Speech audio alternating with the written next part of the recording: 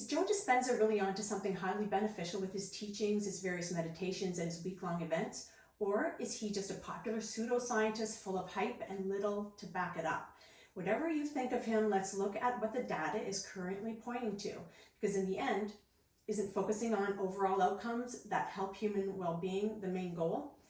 That means focusing on what you could obtain by applying some of Joe's interpretations and methods, not on what you like or don't like about him, including his academic titles and possibly overreach related to quantum mechanics. Sure, you don't want to be gullible, believing everything someone feeds you, but you also don't want to be cynical and possibly miss out on some beneficial, even perhaps life-altering methods.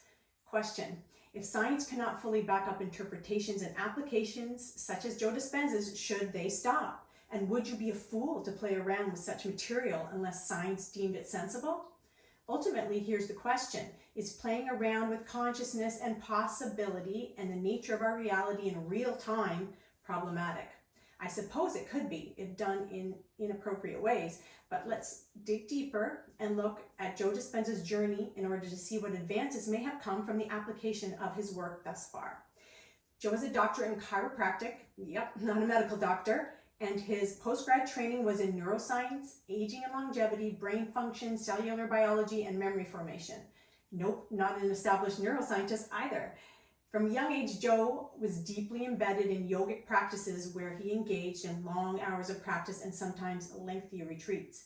In those retreats, he directed himself to move to the other side of pain by enduring poses that caused suffering, yet they also resulted in enlightened states within him. It seems Joe was on a course to discover, maybe even uncover, the nature of human possibility through data collection within his own experience. He declares his strongest personal transformation came at the age of 24 after using his mind to completely heal his severely injured spine. Though he went into deep despair for the first 6 weeks after the injury, thinking he was going to lose everything he held dear, he found that he was just getting in his own way, and maybe there was another way to deal with his devastating circumstances. So he states he began to get present and control his own thoughts more deliberately. Back then, he presumed that his body was like a machine where his autonomic nervous system could shift and change through his practiced direct focus on each segment of his created vision. And this vision was that of a healthy, strong spine. Not knowing the actual mechanics didn't seem to matter in the end, though, because Joe asserts that it was through applying his attention systematically that he healed his spine. This then made him want to study uncommon healing even more deeply. He went on to write best-selling books that illustrated his vision and version of the science behind manifesting dreams, including exceptional health outcomes, even though some people were, kind of going against them. He was featured in scientifically disputed movies and lectures, but even though those declaring broader scientific understanding put Joe down for using pseudoscience, while other scientists wouldn't even give Joe the time of day, it didn't seem to deter him. Joe began to run small workshops to put his methods into practice. His notion was that it was time to apply the methods and see how they worked with others. And then the scientific community could come and study them. Despite Joe's enthusiasm, nothing momentous happened in the early months of these workshops, but his community began to build. And over time, positive participant testimonials began to come in. Interestingly, these good outcomes didn't necessarily sustain themselves. And it was clear that success could also come with failure later. So it appeared to be the continuous application of the principles that helped to produce more lasting outcomes for his participants. Based on Joe's notions, he might say that they weren't connected to their desired outcome in their quantum field anymore, and that they turned back into their old self again, into matter, not energy. Many science-minded folks might have a fit with this analogy, but I wonder, does it really matter? If some good outcomes were showing up, even in the midst of currently questionable quantum physics explanations, does the production of some excellent outcomes dictate that at least further study is needed? But in this study, if it's only Joe studying Joe's work, that's not good enough science. So, as Joe began deepening his own scientific knowledge through further education, he eventually brought in some recognized scientists to help with data collection at his events. And these scientists are on record noting there was incredible results. This produced more supportive stats for his website, but no respected published data. He continued to advertise and promote himself on social media and became more and more familiar to those suffering with health issues. The price of his events and the lack of peer-reviewed published research turns some off. But Joe noted people could do this work on their own with the free materials without ever attending any workshop. By the way, it's not like Joe Dispenza is the only one doing this type of work, science meets spirituality kind of thing. But it appears that through his methods of marketing, he has opened it to an audience that is often isolated from ideas like this, even if the science isn't solidified. Some say that more desperate people doing the reaching for such materials and often going out of their comfort zone to find recovery from illness. And I suppose that might be what scares some people about Dispenza. What if he is just playing on desperate, frantic people? But conversely, what if there's more to learn about individuals' ability to heal? And that could mean exploring in new ways is intelligent. Could it be that some renegade thinkers have to push the envelope so that people don't get stuck in continuously analyzing?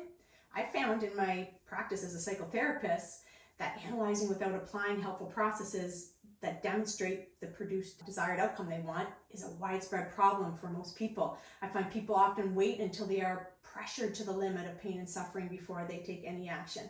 Are we just lovers of comfort and familiarity so much that we need deep pain to make us act, learn, and change? Seems we go from complacent, allowing the conditioned parts of our mind and bodies to lead the way, to then anguish so intense that it pushes us to seek and go way past our normal comfort zone. From that place, people like Joe Dispenza can feel like a savior to some. And I suppose that is another reason why some people may feel uneasy around Dispenza and his methods. But I wonder, did he have to promote his material vigorously to even make his ideas be seen and heard in this busy, noisy society we're in? And is venerating somebody who helps a person shift massively going to be overappreciated, at least for a time? Is that normal? Hopefully people will realize that it's themselves that did it for themselves in the long run. And I wonder, would Joe even want people to make him their guru? One would certainly hope not. Maybe what is mostly happening is Joe is just trying to reveal that people do have power within and they need to know how to wield it. Could it be that in the explaining the why and the how, people are more apt to apply the methods and therefore obtain success? So even if the science can't be pinned down, maybe the action from Joe's general teachings and meditations themselves will help produce the desired effect. Consequently, the desired effect seems to be showing up in the hundreds of online testimonials, and currently Joe Dispenza's dream of having those from reputable scientific institutions come and study his work has started to come true. The scientific community has taken notice. Bond University in Auckland have reviewed countless EEG brain scans taken by the scientists at many of Joe's week-long meditation and training events. They noted the appearance of unusual and massive brainwave state changes in the meditators that were way outside the bell-shaped curve. Bond University continued on to complete one published article with Joe so far, and it's on the positive value of meditation in novice meditators. Those also taking notice are medical doctors from around the world who can't understand how their own patients are getting better from often incurable illnesses, and in such a short amount of time too. Also, Joe and his team are currently working with the University of California, San Diego's Vice Chair of Research, Professor Hemal Patel of the Department of Anesthesiology, although their findings are not published yet. Patel is on record noting that his team is astonished with the jaw-dropping results that their studies are demonstrating so far. And they are really excited to expand on the incredible results they've seen. So do these outcomes excuse the non-validated material of Joe Dispenza? You get to be the judge. By looking to things like the placebo effect, and in many newer studies, the expectation effect, I don't know if you've seen any of those, great stuff, to validate and partially comprehend that human belief, feeling, and thought do have power to direct individuals' outcomes. Yes, all this gets into the hard problem of defining and understanding consciousness, but should we grab the chance to explore it on a larger scale and support best practices from those outcomes, even though it isn't perfectly sound scientifically?